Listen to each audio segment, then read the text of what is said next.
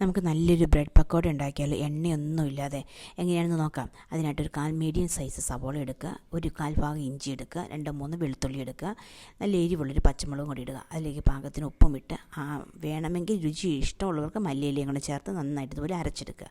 അതിലേക്ക് അരച്ചെടുക്കുക കൂട്ടിലേക്ക് ഒരു മുട്ടയും പൊട്ടിച്ചെടുക്കുക, 2 ടേബിൾ സ്പൂൺ കടലമാവും കൂടെ ചേർത്ത് ആവശ്യമുള്ള ഉപ്പ് ഇട്ട് നന്നായിട്ടൊന്ന് മിക്സ് ചെയ്യുക. മിക്സ് ചെയ്തതിന് ശേഷം ഒരു 3 ടേബിൾ സ്പൂൺ പാലും കൂടി ഒഴിച്ച് ചെറുതായിട്ടൊന്ന് ഉപ്പ് ഇട്ട് കൊടുത്ത് ഒരു പിഞ്ചോളം ബേക്കിംഗ് സോഡയും കൂടെ എടുത്ത് മിക്സ് ചെയ്ത് വെക്കുക കേട്ടോ. പിന്നീട് പാൻ ചൂടാക്കി അതിലേക്ക് ബ്രെഡ് ഇങ്ങനെ മുക്കിയതിന് ശേഷം നമുക്കിതിലേക്ക് വെച്ച് കൊടുക്കാം. തീയില് മീഡിയം സൈസ് തീയിലാണ് പിന്നെ ഇത് ചെയ്യേണ്ടത് കേട്ടോ. അല്ലെങ്കിൽ പെട്ടെന്ന് വങ്ങിപ്പോവും. നല്ല ടേസ്റ്റാണ്. ആ എരിവും സവോളയുടെ എരിവും വെളുത്തുള്ളിയുടെ ഇഞ്ചിയുടെ ഒക്കെ രുചി വന്നു കഴിയുമ്പോൾ നല്ലൊരു ടേസ്റ്റാണ്. ഒരു പ്രത്യേക ടേസ്റ്റായി ഇതിന് കേട്ടോ.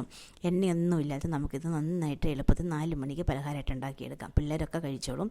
അപ്പോൾ എല്ലാവരും ഞങ്ങളുടെ വീഡിയോ കാണുന്നവർ ഞങ്ങളെ സബ്സ്ക്രൈബ് ചെയ്തിട്ടില്ലെങ്കിൽ ഞങ്ങളെ സബ്സ്ക്രൈബ് ചെയ്യണം, ലൈക്ക് ചെയ്യണം, ഷെയർ ചെയ്യണം കേട്ടോ. ട്രൈ ചെയ്ത് നോക്കുക. Thank you.